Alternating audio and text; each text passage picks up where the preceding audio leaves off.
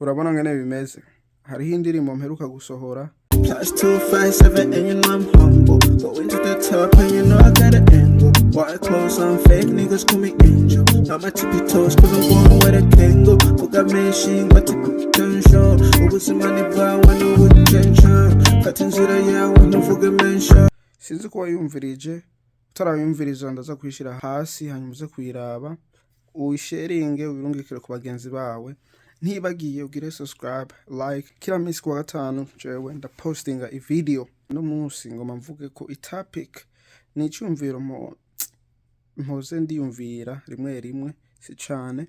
Ni icyumviro kijanye n'abantu batemera ko hariho Imana aho hariho ikintu aho umuntu kijejwe ibintu byose dushobora kubona kw'iyisi maze n'ibindi tutabona. Rero je ico nagomba gusa mvuge ino munsi ico nagomba gusa mvuge mu video utahure twese tutahure ni kuvuga ngo ati wewe wa muntu utizera yuko hariho Imana ubugingo bwagusize ngaha kw'iyisi nupfume wizere kubera niyo wagira isanganya niyo wagira umwanya wawe wo kubaho kw'iyisi ugahera hanyuma ugasanga ivyo wizeye avyo wamenya wewe washize mu mutwe wawe mu bwenge bwawe no mu mutima wawe ugasanga sivyo waribeshe ngo ati ukuri kwawe ni kuvuga ngo ati ngo nta Mana iriho upfuye nta bindi mugano ukazosanga bwa bundi Imana iriho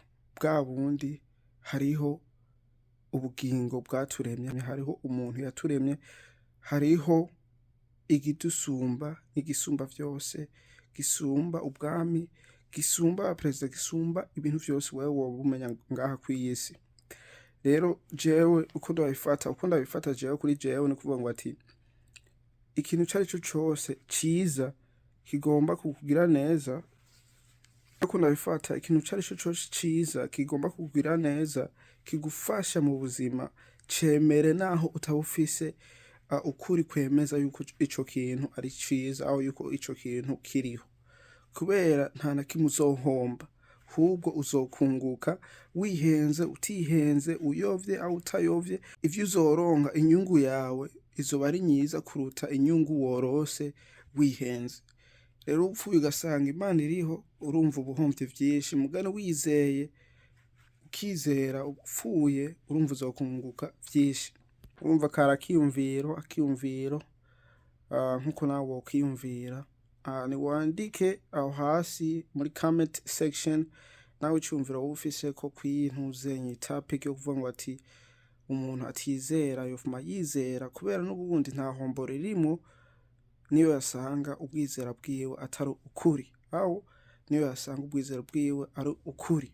Rero ka video karako niwibagire kugira subscribe, comment, like, share kira kwa gatanu mba ni ngaha kandi vuba uzosanga nshoboye gusohora kandi kaziki so ukitege tuzosubira kubona niyo twabonana. Peace.